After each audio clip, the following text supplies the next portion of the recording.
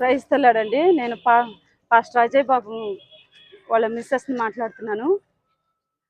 Night 8:30 సమయంలోని మేము జయనగర్ కాలనీలోనే 17వ స్ట్రీట్లో ఉంటున్నామండి. అయితే ఒక పోలీసు జీబును ఒక బండి వేసుకొని ఐదుగురు వచ్చారండి. ఇంటికి వచ్చి పాస్టర్ గారిని మేము మీ మీద కేసు అయింది, ఎఫ్ఐఆర్ అయింది, మీరు అర్బన్కి రావాలి అని చెప్పి మాట్లాడారంట. మాట్లాడినప్పుడు మా సార్ లోనికి వచ్చారు. నేను మా బాబుకి కొంచెం ఫేవర్గా ఉంటే మా బాబుని పడుకోబెట్టి నేను బయటకు వచ్చేసరికి మా సారు నా ఫోన్ తీసుకొని సోఫాలో పెడతా ఉన్నారు. అప్పటికే వాళ్ళు ఒకళ్ళు డ్రెస్లో ఉన్నారు, ఒకళ్ళు సివిల్ డ్రెస్లో ఉన్నారు. వాళ్ళిద్దరూ ఆయన పక్కన వచ్చారు లోపలికి వచ్చిన తర్వాత ఇట్లా కేసు అయిందంటమ్మా, అర్బన్కి తీసుకెళ్తున్నారు, ఎఫ్ఐఆర్ అయింది, నేను అక్కడికి వెళ్తున్నాను, మట్టి ప్రసాద్కి మా చిన్నాన్నకి ఫోన్ చేసి విషయం చెప్పు అని చెప్పారు.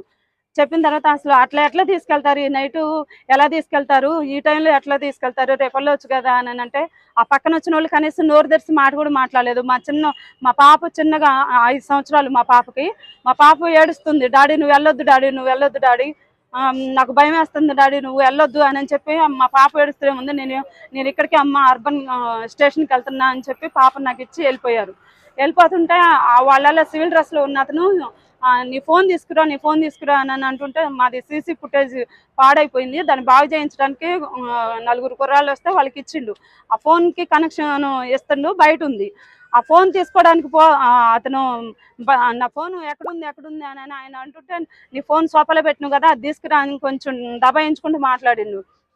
అది మా మిస్సెస్ ఫోన్, అది నేను తనకి ఆ ఫోన్ నేను ఎట్లా తీసుకొస్తా అంటే ఇది నా ఫోన్ అండి, నా ఫోన్ నేను ఎలా ఇచ్చాను మీకు అని అంటే ఆయన బయటకు వెళ్ళిపోయిండు. ఆయన బయటకు వెళ్ళడంతోనే మా సార్ బయటకు వెళ్ళారు.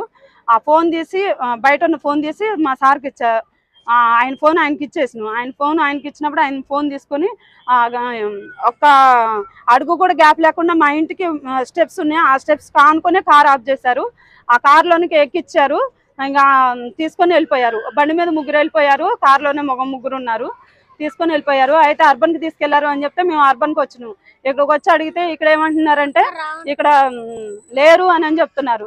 అసలు ఇక్కడికి తీసుకురాలేదు, మాకు తెలియదు అని చెప్తున్నారు.